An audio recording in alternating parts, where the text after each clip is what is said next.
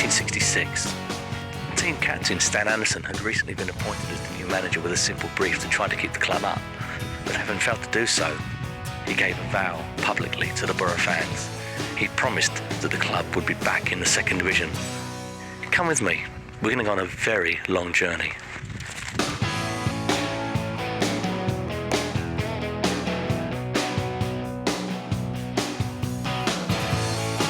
So having accepted relegation, Anderson set to work to put the club back into what we now call the First Division. He cleared out the deadwood and he signed 4 key players. For £20,000 each came John O'Rourke and John Hickton. For £10,000 came Willie Wigan, the goalkeeper. For £9,500 came a slight, unassuming, quiet lad by the name of David Chadwick. David Chadwick only missed 2 games in the promotion season that followed and was probably an assist in most of the 49 goals that Arthur Horsfield and John O'Rourke scored between them that year. But when people talk about that squad, the names of Horsfield and O'Rourke and John Hickton trip off the tongue. But nobody ever seems to mention David Chadwick. So why has he become the forgotten man? Well, part of the problem is that he just disappeared off of the radar screens. After leaving the borough, he went to Halifax, Torquay, Gillingham and Bournemouth, but after packing up his last game in 1974, he just disappeared from the UK. But I've tracked him down and I'm on my way to meet him now, here in Atlanta.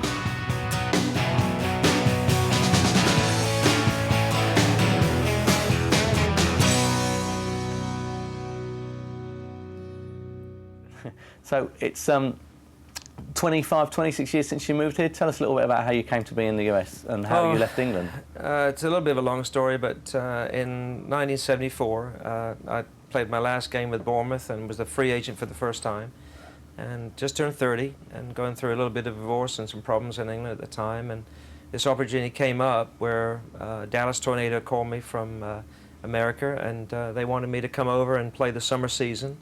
And I came over, played well, enjoyed it. It was great, and came back and played one more year in Gillingham, and then came back again in '75 when the league really took off with Pelé arriving, and you know, here I am, 25, 30 years later. I think that you're probably the only player, certainly so far, on the Borough's list of former players or even existing players who was born in India.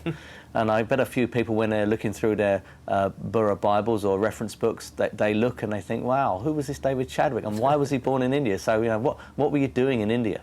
Well, I was being born. That's what I was doing out there. My dad was in the British Army and served in the Second World War out there. I was born in Uttarakhand in India, and then in '47, when India claimed independence, my dad retired and came back to England, and we lived in Leamington, right on the south coast there. So, and then you, because you were living right on the south coast, of the club that you eventually joined as a professional was Southampton, right. Who the Borough brought you from, as you know. When you joined the Borough, they had just been relegated to the old third division. Whereas the club that they signed you from, Southampton, had that very season just been promoted from the second to the first division, the Premier League as it is now. Was that a pretty tough decision for you to make, or was you glad to get away? Or what? I was glad to get away. I was at Southampton since 1960 to '66. It was 6 years. I'd only played 50 games in the first team, although I was in the first team squad. There were 2 outstanding wingers, Terry Payne, that was on the England squad, and John Sydenham that was on the other wing, and I was an out-and-out winger in those days. Everybody played 4-2-4, and I just never got my shot. And then when I got this opportunity to come to Middlesbrough, I just was so excited to come here and play there. It was just an easy decision for me to make. And how was that approach made? How did you come to join the club? I got a call from Ted Bates at Southampton that they were going to do a deal with Ian Gibson at Middlesbrough, and I was going to go in a part exchange deal there.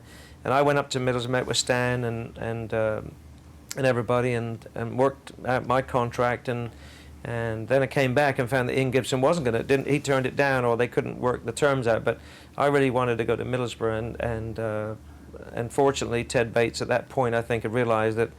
I'd done 6 years of great service as an understudy winger, for his team, and he let me go, and I appreciate that.